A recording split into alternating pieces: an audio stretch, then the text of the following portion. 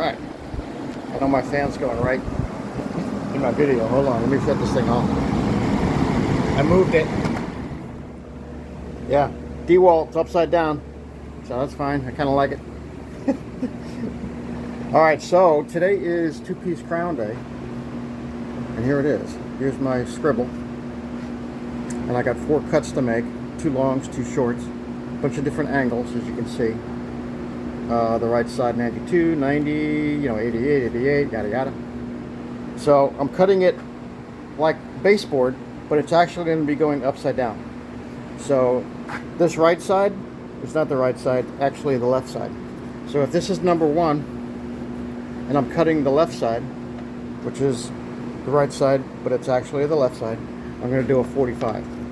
Now when I reverse it to do the left side, which is actually going to be the right side, because remember this is going upside down, it's going to be 46.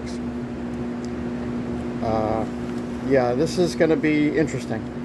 I might see how that's going to go, and I might say, alright, I'll scrap all my little 88s and my 90s and my 92s and just say, alright, let's just do 45s or everything.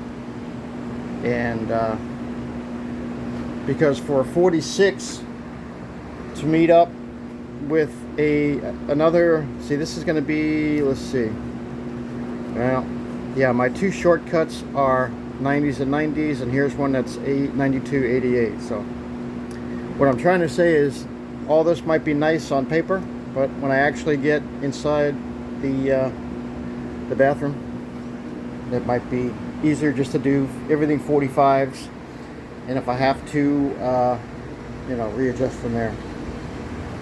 So, but this is going to be the actual first official time, and I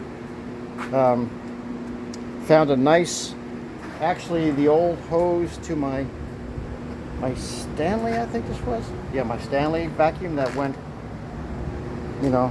burned up. I'm using that old hose, and it fit in nicely to my Ridgid vacuum. And it fit nicely into back here too. The only thing that's kind of wonky is this thing here. I think I read that in the reviews. I don't know, this thing might be coming off, but when I turn the vacuum on, I definitely have suction. So let's bring you inside. I'll take you in the bathroom. Okay, so here we are. I did another rinse, and I still have probably one more to do because there's a little bit of haze on it. With each rinse, you pull off a little bit more and then a little bit more. The object is to, of course, get your bucket that you're using, or 2 buckets or whatever the case may be. I use 2 buckets. One to rinse the sponge out after I just got done wiping it, and then another one to rinse the sponge out even a little bit better, and then go back to the wall to wipe it off. So, but what you want is your bucket becoming clear, right? That means that you got pretty much all the haze off. All right, but today's crown day, and like I said, here's my measures, and you can see one. Well, maybe you can't see it. Let me push it in. Yeah, where are we? Here we go. See one up there? Maybe you can't because of the lights. But anyway, there's 1. This is 3. This is 4, and back here is 2. All right. So 1, I did the angles for the 1, right? And here we go again. Left side is 90 degrees. Right is 92. So I don't know. I think I might just say, yeah, the heck with it. We'll do 45s, and everything is going to be 45s. And caulking is a crown installer's best friend. Because I do plan on having probably a little bit of gap somewhere in there. And remember, the baseboard is going to be upside down, so the detail of the baseboard, the bottom part of the crown, is going to be against the tile. And you're not going to see the entire length or the width of the baseboard because it's going to be covered by the top part of the crown. So I might just say, yeah, this is all nice and dandy and fine, but let's just do 45s on all the corners. What's going to come into play, of course, is my lengths. These are a little bit different here, you can see. So that I'm going to abide by. I'm probably going to cut them a little bit long because I like to cut my trim long.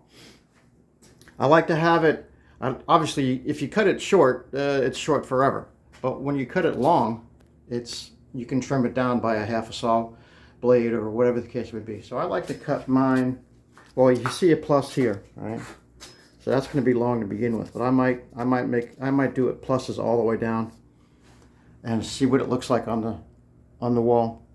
And if I get a really snug fit, I like that. In fact, if I have to push in, I like it even better. You know what I mean? A little bit of a bow, push it in. You don't want to push it in too far because that could actually,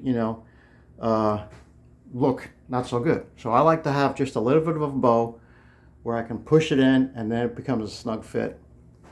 And the only thing you have to worry about then is how your corners look, right? Because anyway, all right, I'll leave you with this shot right here. This is two-piece crown day. We're going to see what we can get done.